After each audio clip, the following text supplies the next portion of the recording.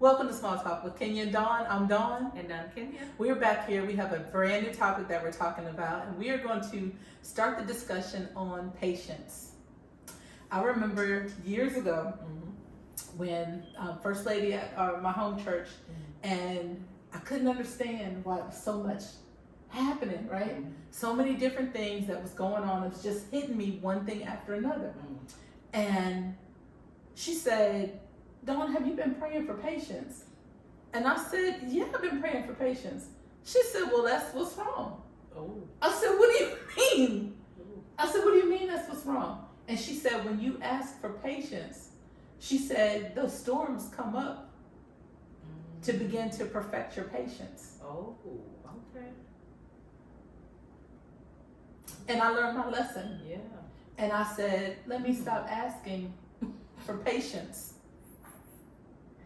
Let me stop asking for patience. What it did for me was it helped me to slow down.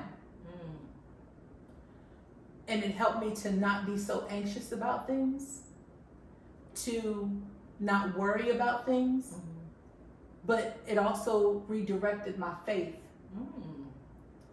And it allowed me to place my faith even greater in Christ, because I knew that he was going to be the one to work it out for me. Okay. So when you think about patience, what are you thinking about? Just for me, what I said, what do you think about patience? You know, I never thought about it in that way. The storms come to perfect it. So I'm one of them people. I struggled with patience. Because I don't even know if I've ever had any patience until I needed some. Oh, okay. And then having to learn how to have patience. Sometimes I still, it's building up and bubbling up in me to want to say, but I'll bite my tongue to keep from saying, because I'm one of them people that it has to, or I want it to. I want to know what's going to happen, and I need to see it unfolding step by step to happen. But even in that, I've learned to have patience. Yeah. And in that, I've learned that having patience and trusting that God will work it out, it works out itself. Yeah. And I don't have to, I have all that worry and anxiousness for nothing. Yeah. I've definitely been in that situation before myself. And I can tell you, even right now, with the situation that I've been dealing with for the last 3 years. And I may have even mentioned it here before, but I'm like, why is it not moving like what I wanted it to do? But during this time, it's been difficult, but I've learned to be content. And I'm learning, I've learned to be content. But I'm learning even a bigger lesson is just continue to wait. And you hear people say, just wait on God, wait on God, wait on God, something bigger. He's got something bigger for you. And I believe that. I wish it would hurry up and get here. Because 3 years is a long time, you know, and honestly, it just feels like I've been sitting in a miserable situation, but like I said, I've learned to be content in that situation.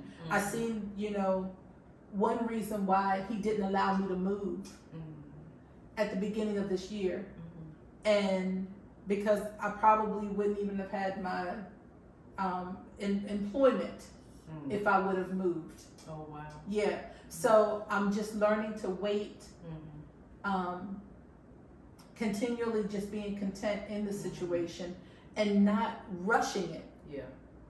Because we can want things so bad, but when we rush things, that's when I believe that's a greater mess that's going to happen, and not the greater good.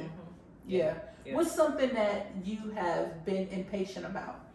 There's one thing that I've been praying for, and you gave me a different perspective when you said you were content. I believe I'm content in it, but the other piece that God has given me with it, in the patience and in the waiting, is peace.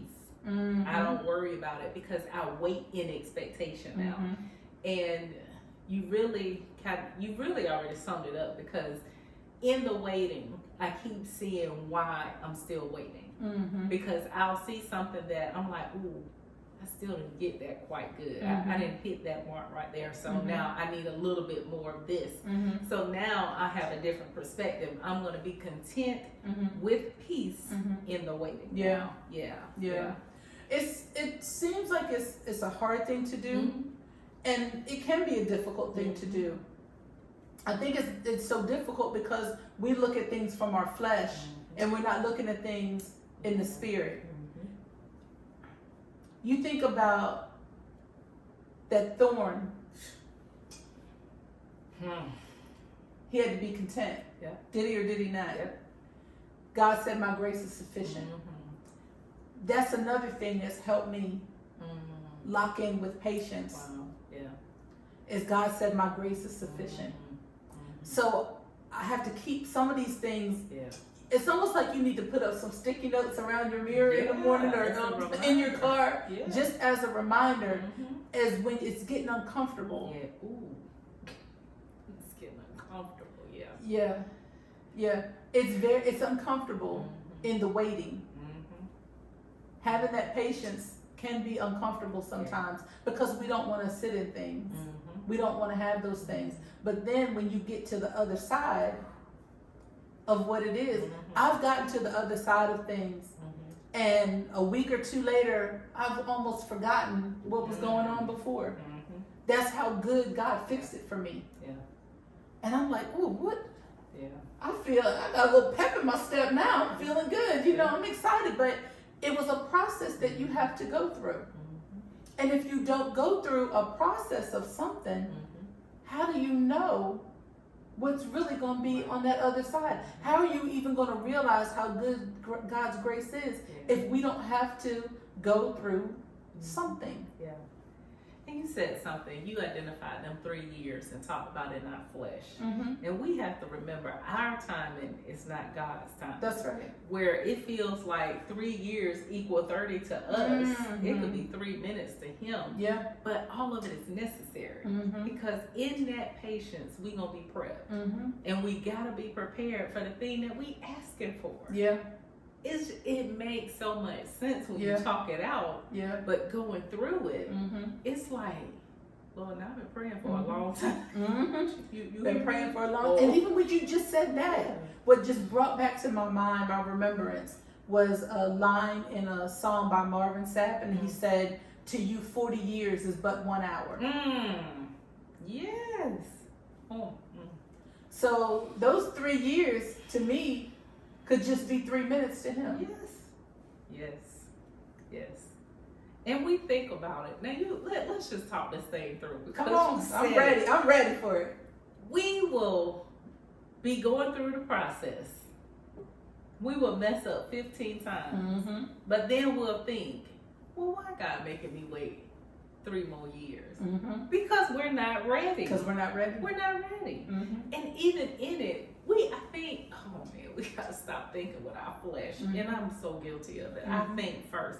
I just had this conversation this morning and said to the kids, I said, if we learn to put God in everything we do first, we won't have to go back to the source and wait for the resources to be given to us. That's right. And then when he's getting ready to give us those resources, he's gonna take his time. That's right. Because did we even trust him with that thing in the beginning? That's right. Because we didn't consult him on anything. Think about this way. You don't walk into, a surgeon doesn't walk into the operating room unless he's going through some preparation. There's some schooling that he's got to go through. There's some tests that he's got to take to make sure that he has that knowledge before he even picks up a scalpel. And it's not just 2 or 3 years. We're not talking about a tech school. You don't go into a surgery when you've just came out of tech school. No, you've got 4 years of college to go through. You've got med school that you have to go through. You've got intern, residency program, fellows, and all these kind of things. You got a lot of stuff that you got to deal with. You don't step into that operating room until you're ready. Now that can take probably maybe 8 years, 10 years, if you fast track it. Why do we think that we're supposed to get to the finish line so quick? And even in that example, oh man, Dawn, you gotta prove That's right. that you're ready. That's right. And it's the same thing with us. In going through them testing and trials and tribulations and all the things God do to perfect us, we still got to be able to prove that we're ready to handle the thing that we're asking for. That's right. Yeah. And you're not going to know if you're ready. And you got to have patience in the waiting. You got to have patience in the waiting. Man. You've got to wait it out. Yeah. I don't think we really understand how important it is to have that patience. You're not ready for something. You in your mind, you may think, okay, I'm ready until the rubber meets the road. And then you see you're really not ready. You should have been more patient. Right. Because what you could end up doing is make a bigger mess. And then you're going to have to pick up that prayer hotline and start all the way over and start all over again. Lord, I need you. I'm sorry. I'm so sorry. I done messed this up real good. Now I need you to drag me out of it. Yeah. I need you to help me. All because we weren't patient. Yeah. Because we didn't exercise our patience. We wanted to jump the gun. Dang. Yeah. Think about this too. Ooh, this was good. Now this is quick though. You turn the fire up. You know, I love a good slice of bacon. Okay. But you can't cook bacon fast. You can't. Because you'll burn that thing up so quick. It takes patience. It takes the right temperature. Because you can overcook it. And then you won't even be able to eat it. Yeah. That's how we are with our lives. We want it quick. Real fast. Hurry up. That, of course, everybody says it, that microwave mentality. We don't want to find solace. It's like we can't find solace in the storm. That's what starts to begin to perfect your patience, is that waiting. I was sitting there thinking as you were talking, that's what I was thinking, that microwave mentality. We done got to the point now where we want everything so quick, so fast, and in a hurry. Sometimes we won't even read instructions on something that we've never done in our whole entire life. Right. We just look at it to see if we can make it make sense to us. And I think that's just, it's watering down and dummying down because we want things so quick. And what's the scripture? Patience perfects, perseverance perfects our patience. Am I saying that right? I see it, but I can't remember it. No. I want to make sure I get it in the right order. That scripture that talks about perseverance and patience, and it creates perfect works. Let patience have its perfect work. That's it. And just think about that. We sit and think about a marinade. Some marinades you can't put on and just slap that meat in there. You gotta let it sit. Gotta let it sit. Let it seep through and get it. And that's the thing we gotta do with patience. We gotta let patience seep through us in order for us to be able to understand what's required. And even the patience gonna make sure we get the lesson. That's right. Cause now I know I gotta pay attention. I gotta focus. Cause it's gonna be a minute. Yeah. It's not gonna be a quick second. I gotta wait in this. Oh my goodness. Okay. Oh. So everybody knows we've been married. We married to our husbands for a long time. What if you would have rushed the process? Ooh. You see some people married and they were dating a month, 2 months, 3 months, 4 months. They get married. Just maybe for the sake of, I want to be married, I want to have a wife, I want to have a husband. Yeah. Or maybe in your mind, I really love this person. I'm really in love with this person. But you weren't patient long enough to even allow that relationship to develop well. You just wanted to hurry up and jump the gun. And how many marriages have you seen that suffer because you were impatient? Those things take time. It takes time.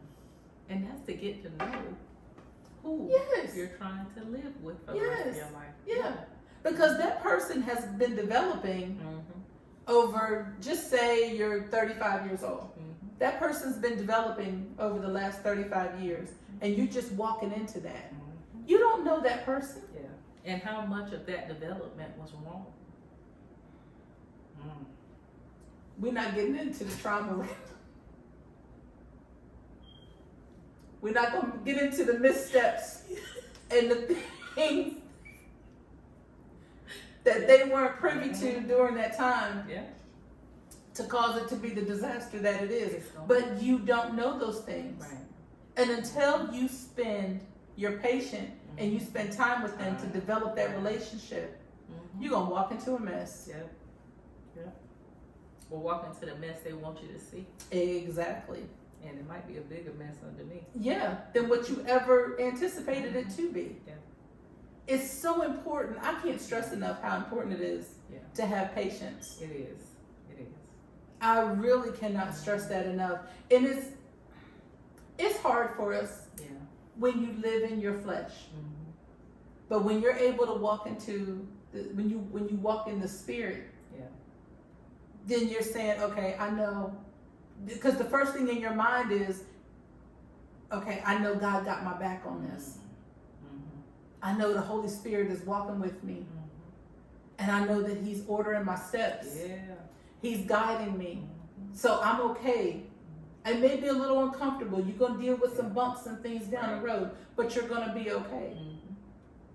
Just hold on and just wait. But we don't want to do that.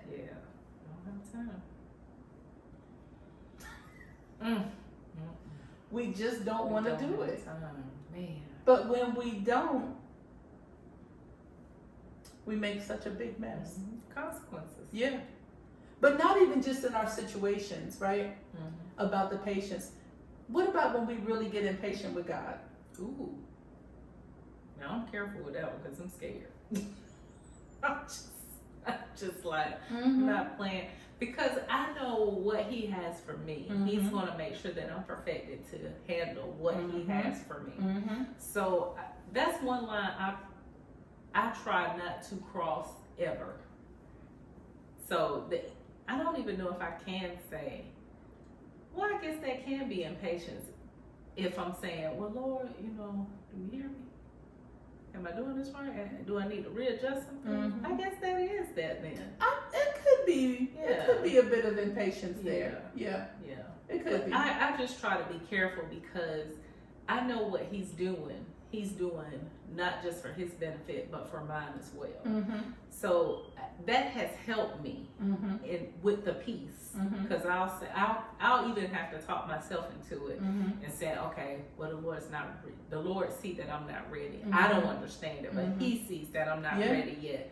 So I'm gonna go over here and I'm gonna pray about it to keep constant communication, but I'm not gonna worry about it. Yeah. That's, I think, the big difference is not worrying about it. Because when you have that unwavering faith, you don't have to worry about it. You know that Daddy is taking care of everything. Yeah. And really, that's how I look at it. I literally, when I'm talking to Him, I'm talking to Him literally as if He is, well, not if, but He is my daddy. And we'll go as far as saying daddy sometimes. When I'm saying, I need some peace. I need to lay in your bosom. I need to feel it. And I get that. Yeah. And I'm not going to say that don't ask for patience. I'm not going to tell somebody to not ask for patience. Because a lot of us need it. We need to ask for patience. We need to go through those storms. We need to go through some of those trials and those tribulations. Because otherwise, if we don't appreciate things that are given to us. And if you get them too fast, you get them prematurely, sometimes it can be a disaster waiting at the end. Absolutely. You don't know what to do with it. Mm-hmm. You get things too quick. Yeah. Burned up bacon. Yep. You get the burnt bacon. You get the burnt bacon. You don't get the good stuff. Yeah. Yeah, so we do need to have those things. Yeah. You can't just go through life and it's just a breeze. You know, it's easy. And I remember when I think I was telling you about this before, about this thing, when that child was speaking to his father, he said, you know, the child said he could see Jesus. Oh yeah. And this woman, when I was telling you, she said, it was somebody else that was in the comments too, and she said, you know, well, you know, God can heal. Why didn't he heal his father? His father had cancer. Well, I think the little boy's father had cancer. And I said, well, you do know we all gonna die one day. It's gonna happen. Right. It's inevitable for it to happen. And I'm just thinking to myself, this was the way that this man was supposed to leave this earth. In my mind, this is what I truly believe. This was the way that he was supposed to leave. Now, whatever the lesson was in that, that's for those people that were probably in his life. But I felt like she was not just, I felt like she was a little impatient with it. But I also felt like she was angry. Like she had that frustration, you know, with him. Like, well, why did that happen? Right. Well, it's just the way that it was going to happen. I don't remember, and if you're a believer in Christ, I don't believe where anything in the Bible said that we are going to live here in our flesh eternally. I know it said we're going to live in our heavenly bodies, spiritual bodies, eternally. So we're going to have to, at some point in time, and I'm not saying I want to go today. Yeah. I don't want to go tomorrow either. I want some more decades here. You know, I want some time. Yeah. But it's going to happen. But you know, I think people forget, you know, it's God's will, not ours. Exactly. And even his children are going to leave this earth. And even, I always go back, this is something that confuses me all the time, because I know the word said that we're supposed to celebrate death and mourn birth. And we have flipped that thing. We celebrate birth, but we don't really celebrate death. Right. And I went to a funeral, and it was really, I had never seen anything like it. It was just, the children and the grandchildren were able to find relief in God's will being done by not having this person to suffer anymore. And I was like, oh, now I understand the celebration of life. Right. And I think about them people waiting and being patient, because that's one of the longest processes I've ever seen in my life. And I know everyone hasn't had an opportunity, and I pray that they don't, to have to experience that, to have to watch someone who is sick, and you kind of waiting like, Lord, I'm waiting, it's okay, you can go ahead and do this. But we got to remember, it's still God's will that's going to be done. Yeah. And I think sometimes in our mind, we kind of conjure up what is going to take place in the situation. And when we're wrong, which we don't have any control over it anyway, and God go ahead and do his will, we feel that way. I'm angry because in my mind, I thought it was going to happen this way, or it should have happened this way. Yeah. Okay, so let me ask this question. What about when we grow impatient with our children? Ooh, that was a struggle for me. Jesus. Yeah. That's hard. That's hard. I think it's hard because you want the best for your children. Absolutely. And you don't want to watch them can't fix. You don't want to. You don't want to. And I remember we were talking before, and you had said that your daughter had said, you know, when you told your oldest daughter, you know, I made these mistakes so you didn't have to do them. And she said, let me make my mistakes. I have to. Because these are mine. And I know I've said it, I love it. My grandmother said it, bought sense is better than borrowed. That's it. That's it. So I bought it I paid a heavy I price did for some it. returns and bought it again. Yeah, and bought it again. Bought it again. Bought it again. Paid double Yeah. for that Yeah. for the second time. Yeah. But we see the things that our kids Mm-hmm. might be doing Yeah. or have done, Mm-hmm. and you don't want them to do those things. Right. We grow impatient with our children, Yeah. not realizing that that's maybe one of their trials that they have to go through. Absolutely. And we can't stand in the way of that. Nope. That caterpillar and butterfly. Yeah. We can't stand in the way of that. We can talk to them. Yeah. And say, you know, hey, it may not be the best thing for you to do, but if this is what you feel like what you need to do, Mm-hmm. then I'm gonna pray that you get through it. Yeah. I'm gonna pray that you don't feel that hurt and that pain of what I felt. Yeah. And maybe even, what did my husband call it? They did some after action report. Mm-hmm. Maybe we should do an after action report. I don't want to look at mine.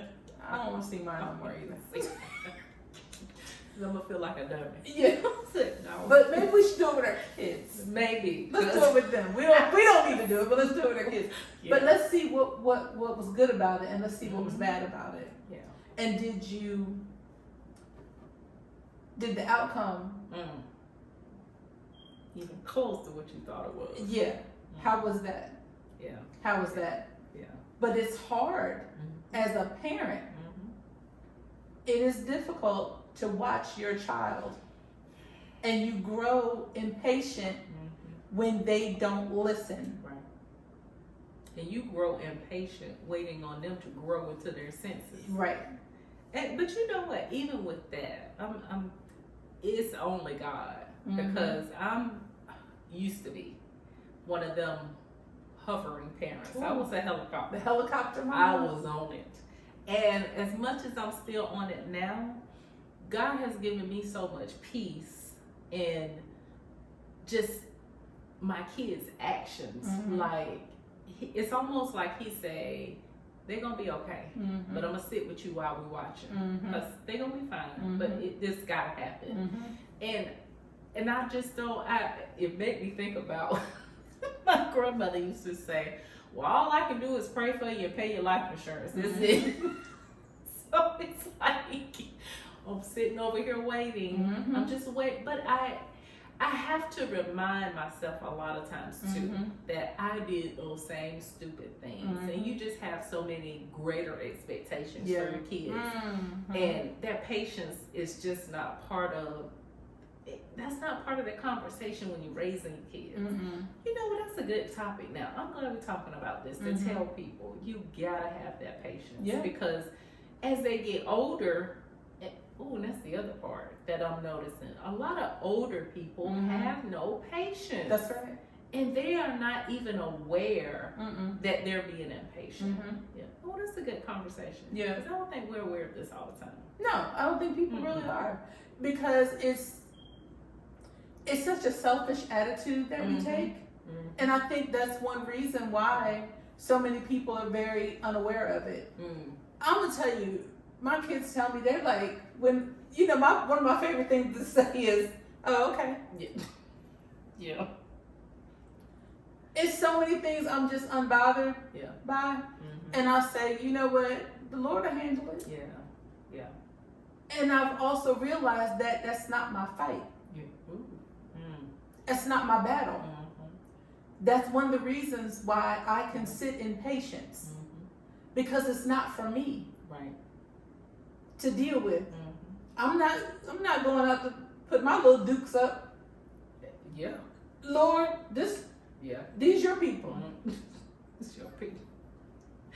This your people. This is your arena. Mm-hmm. Mm-mm. Yeah. Now, what do you want me to do? Mm-hmm.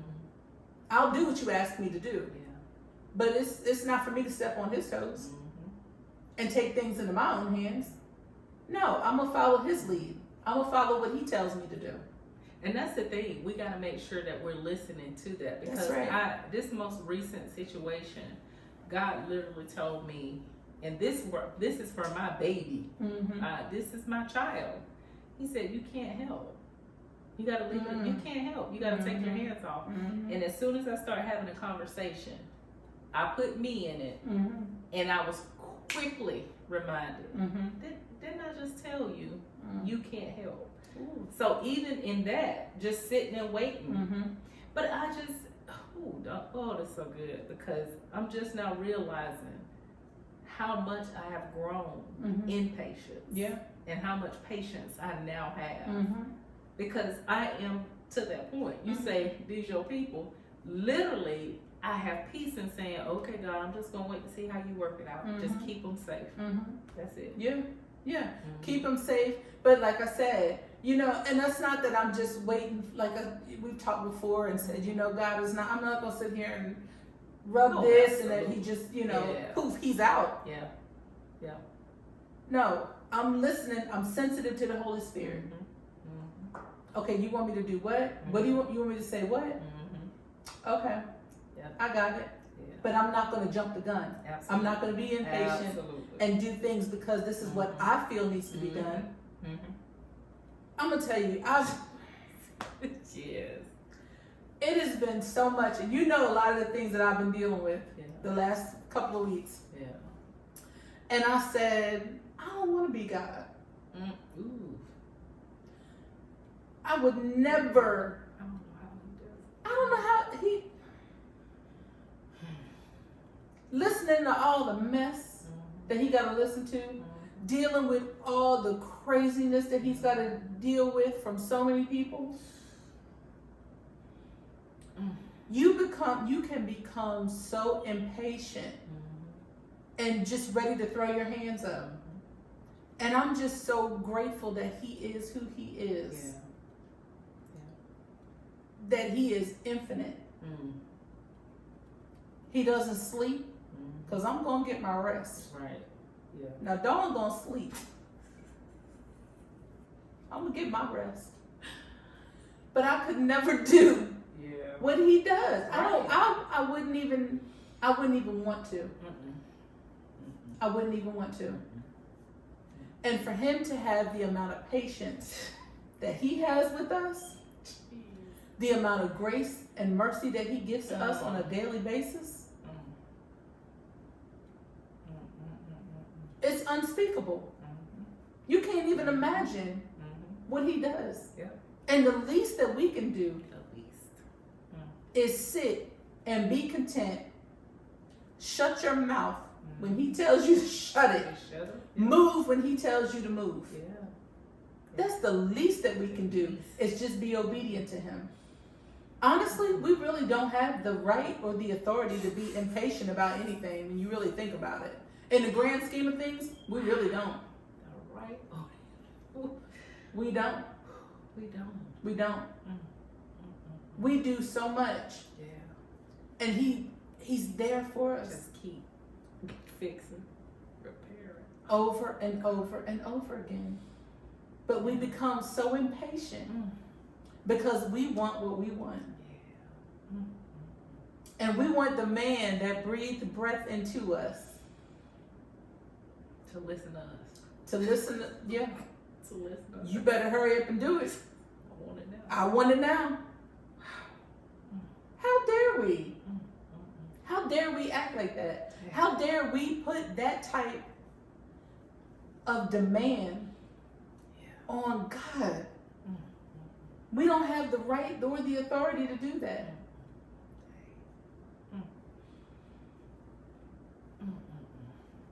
Okay. I might be ticked off now. I might be mad. I might be a little bit mad. But that's something to sit in and think about. That really, truly, to really sit and think about how you just wrap that up. We think we have a right. Yeah, and we don't. We don't have a right to feel that way. No. We don't have the authority to feel that way. But because of this right here, this right here, we think that we can say and do whatever we want to do, and that we can command for God to do what we say do when he's looking around the corner. When he's looking those 100 miles down the road. when he's looking all the way from Georgia to California. He can see what it is, but we want it, and so it needs to happen. We don't have the right. What else do you want to add to this? Nothing. Oh my goodness. I feel like I need to be in repentance. Oh no. I mean, really, in any capacity where I felt like I need to speed him up, I feel bad. Yeah. I feel convicted. Yeah. Let me just say that. Yeah. Because even in saying, you know, as we grow older, you know, we have a tendency to be impatient. We don't have a right. Man, that was good. Because I go back to his will. I'm gonna say order my steps. Yeah. But I'm not gonna take the order. I'm gonna go around and just make my way through. Yeah. How? Oh my goodness. We have to be more conscious of what we're doing. Yeah. Jeez. Yeah. We get impatient with so many things. We get impatient when standing in the line at the store. We get impatient with our children. We get impatient with our spouse. We get impatient with our church members. We get impatient with our jobs. We get impatient with ourselves. Jeez, man. We get impatient with everything. Yeah. And not thinking God is working this out. When you submit to that, you're going to be able to say, oh, okay. You'll be able to say, okay, I got you. You'll know when you got to take your hand off of something. Yeah. Because you about to make a mess. You about to make a mess. It's like turning the temperature down too low on the cake. That's baking. Cake ain't gonna turn out right. It ain't gonna be right. You're gonna have a tore up cake.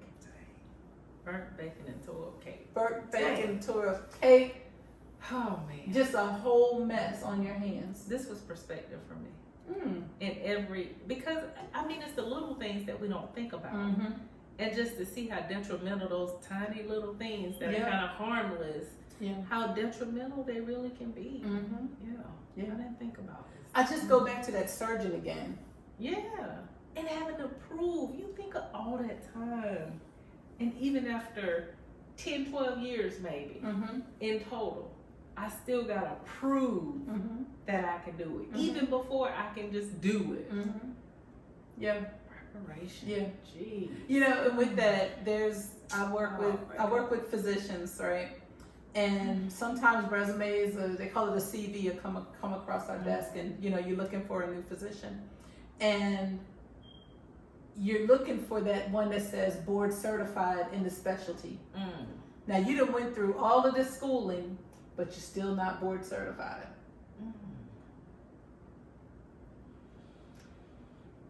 I'm not going to be impatient and want the surgeon and the thing that's not board certified because maybe he just can perform the surgery quicker than the one that is board certified. I want to wait for the one that's properly credentialed. The one that had the patience to stick it out. That's the one that I want. Yeah. There's some different perspective today. Yeah. Patience. Yeah, I wasn't expecting all of this, but this is what. That's some. Yeah. Yeah. So anyway, we are going to wrap up here with this episode of Patience. Please, please, please go to our website, jordanchristiancenter.com. You'll find the other Bible studies there that are taught by Pastor Hairston and Minister Butts. Please, please, please, please, please, with this video, like the video, subscribe to the channel, give us a comment on the video, let us know what you're thinking, hit that notification bell so that you know when Small Talk with Kenya and Dawn premieres, which is every Tuesday morning at 7 a.m. So until then, have a great day.